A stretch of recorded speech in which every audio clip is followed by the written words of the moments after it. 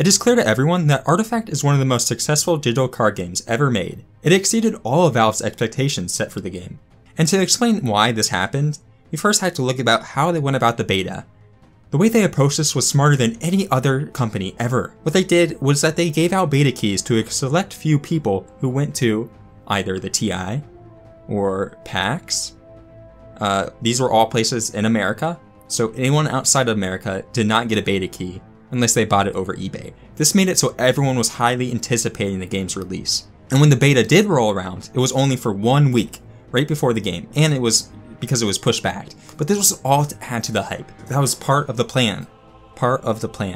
So after release, it just blew up. Everyone was playing the game. Everyone was saying this is the best digital card game ever made. And to explain why, I think we have to look at some of the unique features that Artifact has over its competitors. Feature number 1. Well, this is just going to be a bunch of features because Artifact promised social play. See, in the past, digital card games had this thing called chat. You wrote a message, you sent good luck, have fun to your opponent, and then you had fun. Well, like things like Hearthstone and Arena, they watered this down so you could only do emotes because they just couldn't think of what to do if their players were toxic. So Artifact's like, screw that, we're gonna have chat. And on release, they had no chat, but they were gonna add it later. So that was one of the social features they promised. The other is tournament play. Anyone can host a tournament, yes. There's no tournament browser, but you can join 20 different Discord servers and they can all send you tournament links every week.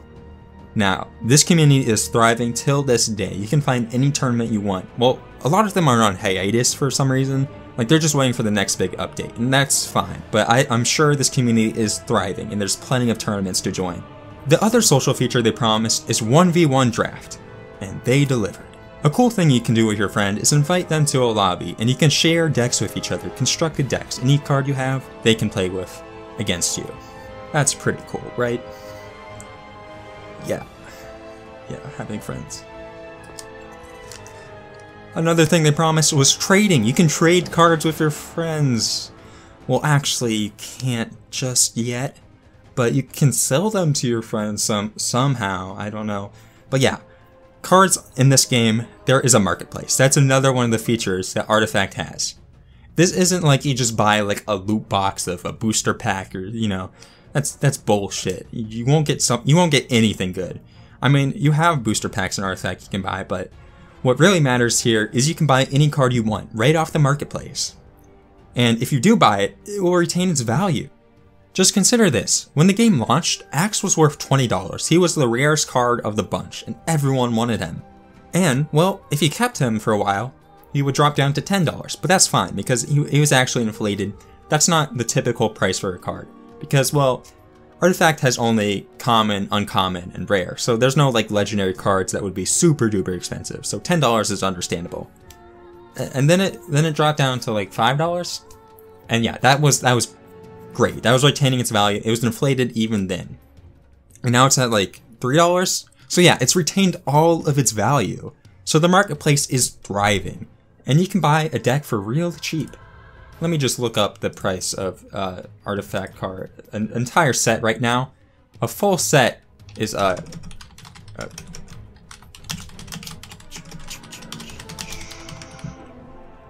full set is $60. That's a great steal. That's a AAA game for all the cards of the set. And if you do that, they will retain their value. Another feature they promised was no RNG.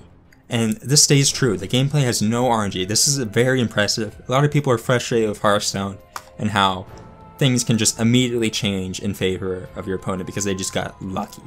There's no RNG. This is all skill. Balanced gameplay.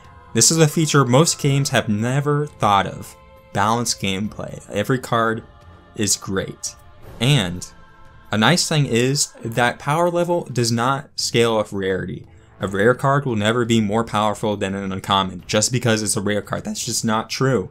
And now I just want to talk about how great Valve is as a developer to begin with. They communicate with the community all the time. Just recently, they made a roadmap for the game towards a better Artifact. This came out March 29th. What they're saying is when they launched Artifact, it exceeded all of their expectations. Like, we all knew. We all knew that this game did better than expected. In this blog post, they're laying out their roadmap for extensive updates weekly.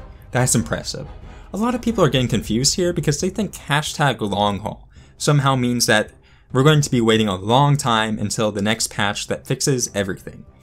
That's not exactly true. Hashtag long haul means that we're going to have extensive updates week by week. And what it really means is buckle up. That's what it really means.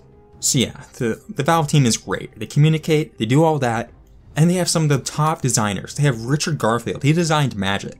He's in charge of Valve's design team. He designs every card. He's going to be designing the future sets from now on too. He's going to design everything, and everything is going to be perfect. It's easy to see that they have confidence in their designs.